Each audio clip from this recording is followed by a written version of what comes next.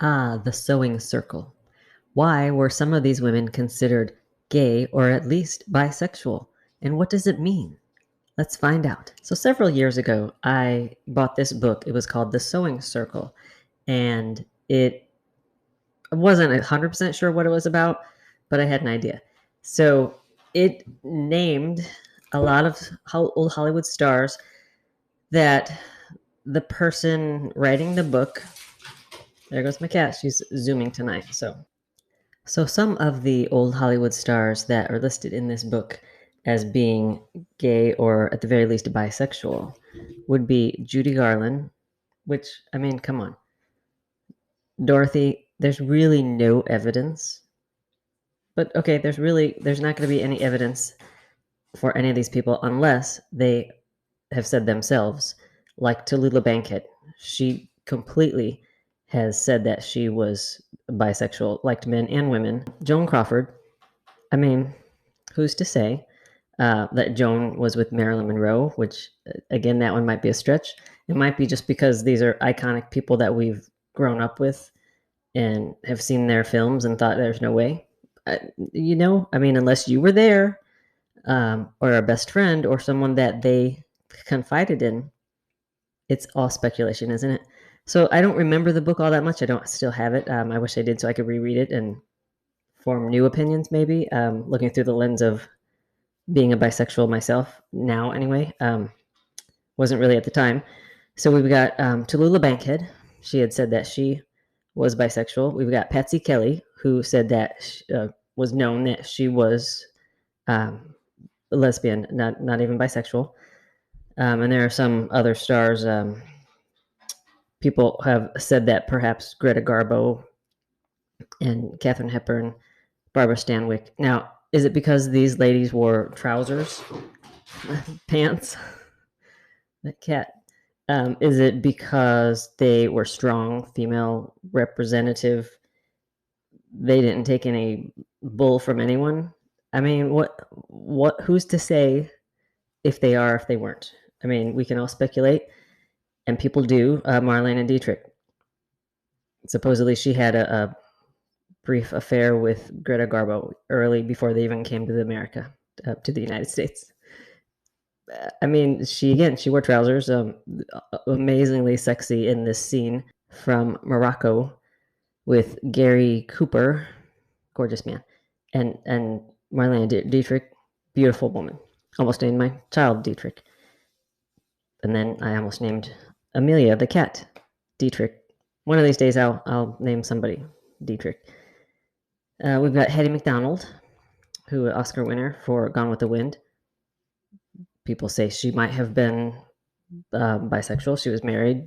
I mean, most of these women were married, and a lot of people say they were lavender marriages, where the studio would kind of put two stars together who either one or both were perhaps homosexual, and so that the public would buy it. Barbara Stanwyck being one who is married to Robert Taylor, who he was also floated around as being bisexual or gay.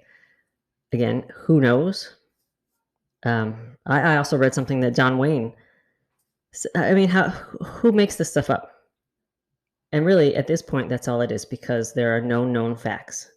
And if you can point me to resources that are actually from themselves, the horse's mouth, then please, by all means, leave a comment and let me know what you think. Because Ilsa Lanchester, she was married to Charles Lawton, who he was homosexual, bisexual, but it was said that she perhaps was as well, and that was a lavender marriage.